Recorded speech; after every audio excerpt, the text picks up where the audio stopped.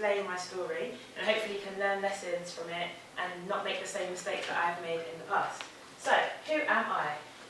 This is a very bad picture of what I could look like. So my name is Ruth, I'm currently 24 years of age.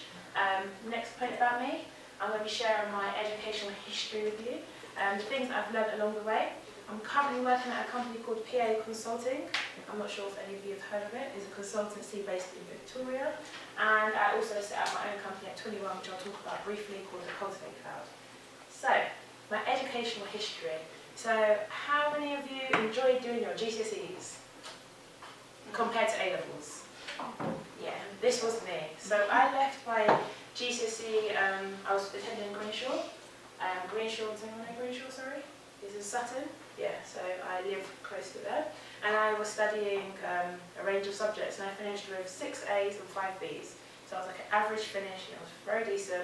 And I decided that, I'm going to go and pursue A-levels. So some of you might be doing B-Techs or other subjects, but I decided to pursue A-levels. So I did my A-levels at Archbishop Tennyson's. I don't know if any of you have heard of that school either. That's based in Croydon. And for me, it was a really big jump for 2 reasons. The first reason was because when you're at your school know you.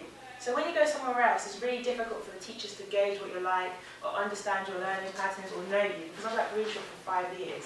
So going to Archbishop Tennyson's, that was a very big jump for me, because they didn't know who I was, they didn't know how I studied.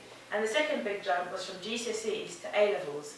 Because with A-levels, you've got like 2 years to learn like a very set amount of subjects over a long period of time, whether you're doing A-levels or B-Techs. You have to learn, I feel like, so much content over that time. That was something that was really difficult for me.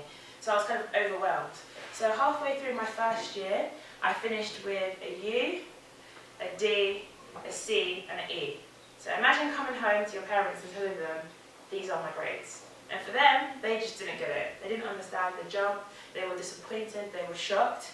And as were my school, because of my grades at GCSEs that were fairly good. So for me, I was like, okay, I'm clearly not doing something right.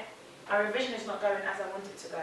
I need to think about how I can revise better, or what I can do to change my revision. So I was able to do that. I was able to go to Durham University, studied there for 3 years. When I finished, I went to LSE and I studied there for a year. But this is not an accurate portrayal of what happened. These are more so just pictures to represent where I've been, but they don't really explain how I got through or how I got through it. Because to go from getting average grades to really, really bad grades to then go to university, there's a bit of a disparity to how to get there. So hopefully, sharing my story and sharing my tips with you will help you in terms of what you guys need to do, or what you need to do to achieve to where you want to go to, whether that's an apprenticeship, whether that's if you want to go to university, or whatever you decide to do after these 2 years. I don't want you guys to make the same mistakes I did. So this is like heed my warning and run. That's what I would best do. So, how many of you plan your revision? Like you take time to be like, I'm going to revise this today, revise this tomorrow, and this is how I'm going to revise.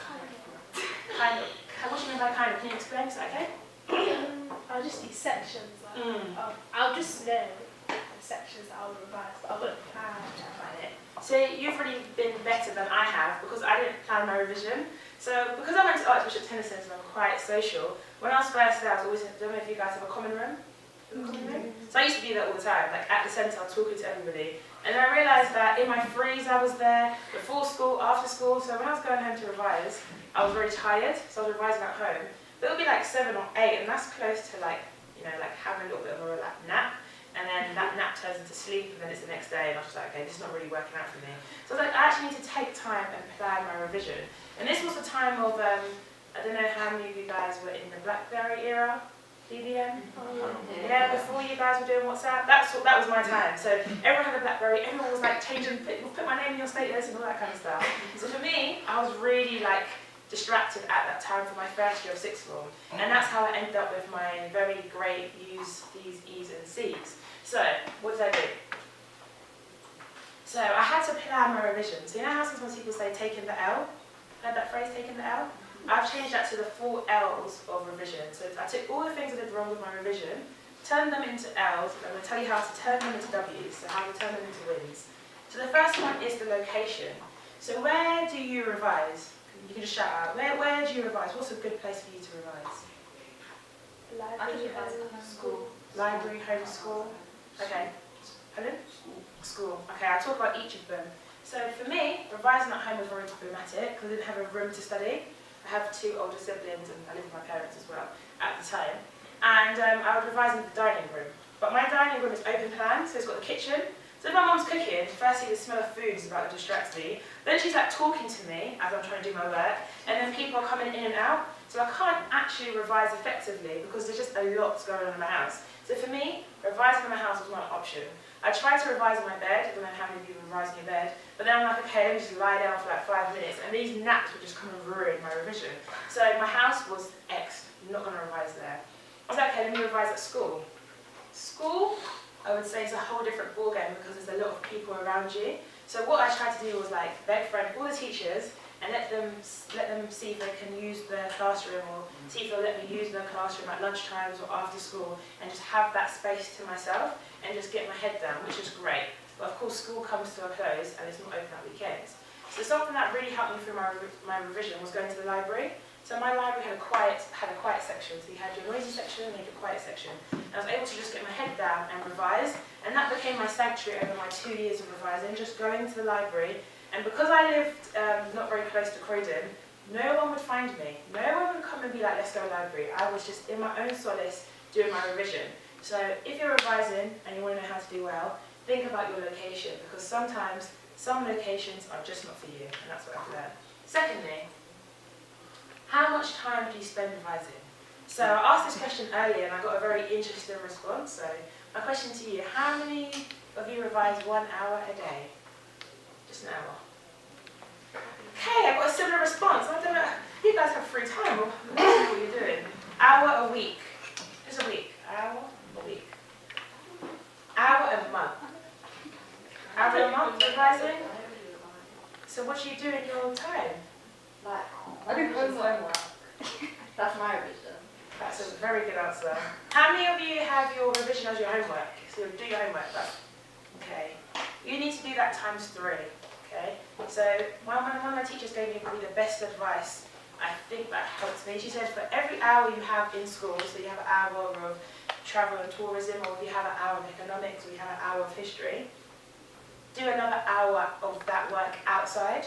So if you've got an hour of history, spend an hour actually studying history, which was great advice, but in theory, is an hour really an hour? Because sometimes you'd be revising and then somebody texts you and then the group chat is popping and then it goes on Instagram and then you never really do any work. So I was like, okay, this is not working, saying I'm going to spend an hour revising. So what I did was I'd have a checklist of all the things I wanted to do this week. So let's say I want to do 2 past papers, write 1 page of notes and do 1 spider diagram. That could take me 3 hours, or it could take me an hour. But either way, I still know I was dedicating this time to it. And when I was doing it, I was putting my phone on airplane mode, so there was no distractions. And that's something that really, really helped me. So sometimes people are like, oh, you need to spend like 5 hours revising a day. But if you spend 5 hours revising and you're doing like other things, it's not really the right amount of time because you can't actually test it. Does that make sense? And one thing I'll just suggest is, if you want to fly through this year, please start revising from now. Because I waited till year 13 to revise, and nobody wants to use, do they? So learn from me, don't get used. Take that time to revise from now, because honestly, it will help you so much rather than revising at the end. And doing this Careers Day in January is the best possible time, because you've got so much more chance. You've had like 3 months to kind of relax, do what you want, which is fine. But between now, April, May, this is the time to really focus. So for all your exams, I wish you all the best. So the next L, links. How many of you revise with friends? Oh yeah, we've already gone through this, so you guys don't. Okay, fair enough. So taking it on the face value that you don't revise. Okay, so one of the things that was really difficult for me was revising with people, because I was always getting distracted, I was always talking. Revising with people, sometimes it turns into something else. So I spent a lot of time revising by myself, which was great. I was able to get the work, understand what was going on, but I still wasn't doing well. So I decided, do you know what, I'm going to make friends with the smartest person in the room. So I found the smartest guy in economics, because that was like one of my worst subjects. And he was like, okay, I'll help you. After 3 months of harassment, he's like, I'll help you, but you have to help me with sociology. So at this time I was getting like B's and C's in sociology, and he was getting like A's and A stars in economics. So I was like, this is going to work out great. So he ended up with leaving sociology with an A, and I'll get to the grade that I left with economics with because I didn't do that well. But he did help me massively. And because I was friends with him, I was able to understand the course much better. We were able to swap tips. So whoever in your class is doing well, be a bed friend. Working with links is the best thing that you could do because as much as you revise by yourself, somebody else has knowledge that you need. Another thing that really helped me was the teachers. So because I was new at the school, I made an extra effort to get to know the teachers, to speak to them, to kind of make sure that they knew who I was. And they helped me a lot by letting me use their classrooms, taking time to do homework and ask for feedback.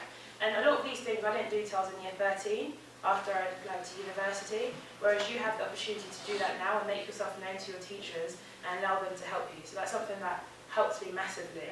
But they helped me massively in shaping my revision and making me very independent. Because if you decide to go to university or you pursue anything else, nobody's going to be asking you to revise and nobody's going to be pushing you. It's very, very independent and you can do it yourself. And sometimes it kind of can be very isolated in your revision because you don't always know what to do. So revising with people is always great. And if you can't find the smartest person in the room, you might be that person. So sometimes you just need to be a plug and help other people. So you need to help other people revise. Because as you're talking to them and you're teaching them, then you're understanding more and more what they need and how you can help them. Does that make sense? So revising with links. And logistics. So this is something that I've thought of recently in terms of how do you revise. I know that you said you don't revise now, but how did you revise for your GCSEs? What kind of tactics did you do? You can just shout out, that's fine. If you want to know what happened to me, I finished sixth form with A star AC, so I went round the other end of the spectrum, and I went to Durham University. Has anyone heard of Durham University? Okay, so Durham University is about 321 miles from here. So it's very far, it's very close to Newcastle. Anyone know Newcastle? Yeah? So at the time, when I was going to Durham University, it was Cambridge, I believe, Oxford, Durham. That was the standard that I was going at. And for me, that was a big achievement because they saw my D's, E's and U's, and somehow they let me in. So that was like something that was really through working hard. So going to Durham University, as you can see, I'm smiling, so I must have done well, and I'm wearing my graduation clothes, so there's light at the end of the tunnel. So getting, oh sorry, if you go back, sorry. So going to Durham University, apart from using these 4 tips that I've shared with you today, it was a mindset flip. For me, the main change was mindset, because I was really, really struggling with revision. No one really tells you how to revise, they only tell you that you need to revise. So going from needing to revise to doing it are 2 different things, and for me that was a big struggle. And I realised that when I went to Durham, it's very independent. Nobody's helping you revise, nobody's asking you if you've done your homework, everybody's just leaving you to do your own thing. So for me, I had to learn how to revise when I was in year 12. So after that, next slide. I enjoyed university so much that I went back again. So when I moved back to London, I went to the LSE, to the London School of Economics, and I studied contemporary social thought for a year, so I did my master's straight after uni. And I'm just going to talk about a few of the concepts I learned and how that relates to my job now. So, does anybody know what this is? You all live in London, so I know you know. Okay, how many of you have sat at a bus stop before? How many of you have found it comfortable to sit at a bus stop? No? Why do you think it's not comfortable to sit at a bus stop? What makes it uncomfortable? You know that the thing that you said, it just feels hard and it doesn't. Yeah. It feels like stone and it just like. I don't really fit there. Why don't you fit there? It just feels weird, it feels uncomfortable. Does anybody know why a bus stop is designed like this? Okay. So a bus stop is designed like this because they don't want homeless people to sleep at a bus shelter.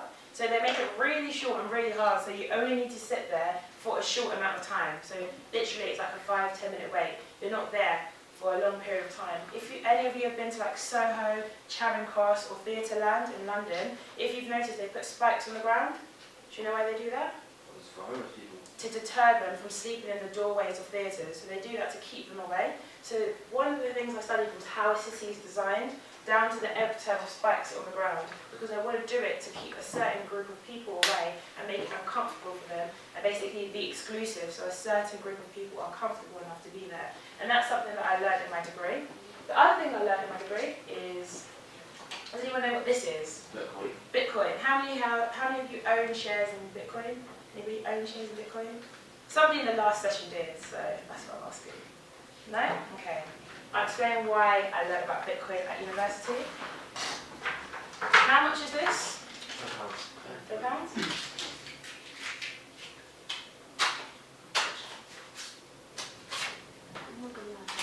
How much is it worth now? £10. So this is something that I learned at university. So they're explaining why we attribute the value that we do to money. I want to give the time for questions, because I know I've talked about a lot of things, but I don't want to kind of go into depth about things that you don't think are relevant. If you ask a question, you're welcome to get a pack. So that's my incentive to you. So feel free to ask anything. It can be about university, it can be about sixth form, it can be about work. Just feel free. You know how like the really basic ways to revise and it's about taking flashcards and stuff. What are other ways that you can revise that will work when you learn? So somebody told me this one. They said revision is a filler, and I think that's so true. So you're using your time to revise. So you think maybe going on the bus, you might listen to a podcast. I think that's like podcasts I'm really into. You could just be on the bus from like your house to school. In that time, you can learn a lot, so that's something that works for me. However, the reason why I talked about the VARC theory is that a lot of times at school, the way that we do learn is through reading and writing, or like looking at a board. Other people learn through like drama and sports because they're moving around. But there are quizzes, which I don't know how true they are, but there are ways you can find out which way works best for you. And I think that's through experience. If I start pacing around and reading something, I will get distracted because I'll start looking at something in the room. But if I'm just sitting there listening to a song or listening to a podcast or something, I can take it in because it's something I'm hearing, and I might like make some notes from it.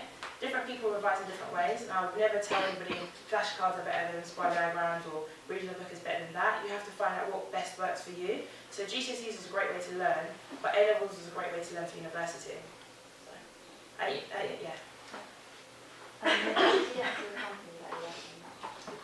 That is an excellent question.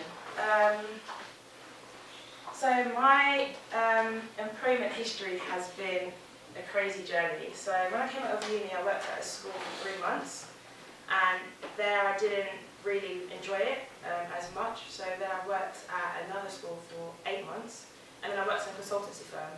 So in that consultancy firm, it was very small, it had 5 people, and I learned a lot about how consulting works and what you need to do it. So I used that experience to apply for this job and basically said I've worked for a consultancy in the past, this is something I want to pursue. And I had 2 rounds of interviews, so I was interviewed by my line manager and then interviewed by the head, and that's how I got the role. So it wasn't like a grueling process, but there's other ways to get in. You can always do like maybe a graduate scheme, or you can do an apprenticeship and you can get in through those ways as well. But I didn't know personally what it was until I worked at that small consultancy. Hope that answers me. Any other questions? You see, during like the process of you coming from U grades to like skills, did you fear going back to U grades because you were actually studying? And if you did, what did you do to get through? Yeah, I was very conscious that I could fail again because I feel like for GCSE, I feel like to me I'm a very average student. It's just the fear that has kind of made me work harder. So a lot of things I did the extreme of, and I hope you guys don't do that. So because I failed, I was kind of like doing the extreme of everything I did before. So say I would like have a lot of social time in year 12, in year 13 I was too scared to like relax and maybe do that as much. So that was basically like the mindset I had to do, was like, okay, this is really important to me, and that's how the jump happened. So it's like literally focusing, hard work, and also like picking very particular people to be friends with. Yeah, that's like probably the most important thing I'd say, like the people you have around you.